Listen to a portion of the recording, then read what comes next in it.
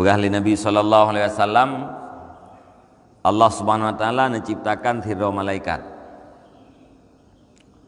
Malaikatnya nasayib. Sayib yang pertama di masyrik, yaitu bak matahari terbit. Sayib yang kedua di maghrib, bak matahari luk. Ule malaikatnya di bawah aras. Arahnya di atas langit. Dua kaki malaikatnya di bawah bumo yang ketujuh. Jadi duknan panjang malaikat dan duknan raya. Sayib tiblah matahari terbit, tiblah matahari luk. Kemudian malaikatnya nabule. Dukna bule sejumlah makhluk Allah Ta'ala. Dukna makhluknya hanya terhitung. Manusia ada harum dunia hanya lebih kurang sekitar 6 miliar. Dengan makhluk yang selain daripada Khalik, selain daripada Allah Ta'ala, makhluk mandu. Duk jumlah makhluk yang keduknan bule malaikat tersebut.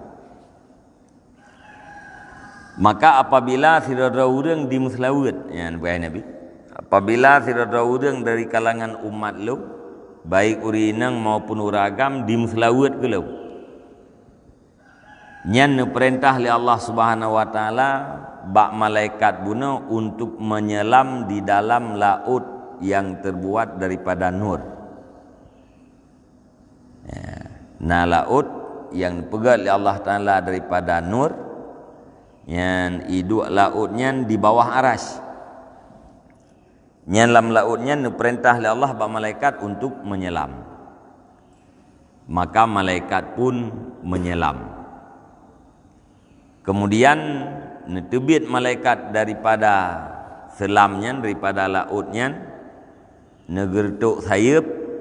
Maka watan gertuk sayapnya dari tiap-tiap siun bule terjadilah satu tetesan air. Satu tetesan daripada nur yang dalam laut. Tikrek bule jit saboh titik iya. Dukna bule duk jumlah makhluk. Dukna titik ianya sama dengan duk jumlah makhluk. Maka nepujiat li Allah Subhanahu Wa Taala daripada tiap-tiap titik ianya sira malaikat. Pubut malaikatnya yastaghfiru lahu ila yaumil qiyamah. Ilake ampun dosa terhadap orang yang muslawatnya hingga uro kiamat. Sama dengan apabila kita tanya umat Nabi Muhammad tam selawat terhadap Nabi Muhammad, nyan na malaikat yang diciptakan oleh Allah Subhanahu Wa Taala sejumlah makhluk Allah yang beristighfar gelake ampun dosa terhadap getanya yang selawat. Di kurung-kurung selawat yaitu Allahumma salli wa sallim ala sayyidina Muhammad, nyanti kurung-kurung tilawat. Qala ba'dul hukama salamatul jasadi fi qillati ta'am wa salamatir ruh fi qillatil asam wa salamatud din fi salati ala khairil anam.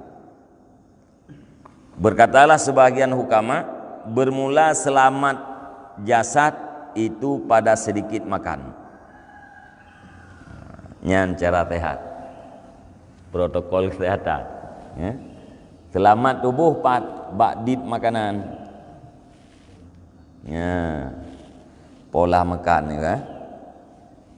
Dit makanan nyainan selamat tubuh, le makanan nyan hana selamat, ya. Wasalamatur roh fi qillatil asami, dan bermula selamat roh itu pada sedikit dosa. Ya, punya dosa kita nyodit nyan roh dan yang selamat. Menyela dosa han selamat. Wasalamatud-din fi salati ala khairil anam, dan bermula selamat agama itu pada berselawat di atas sebaik-baik manusia. Jadi perlu kita berselamat agama, bela muslawat di atas khairil anam, yaitu Rasulullah sallallahu alaihi wasallam.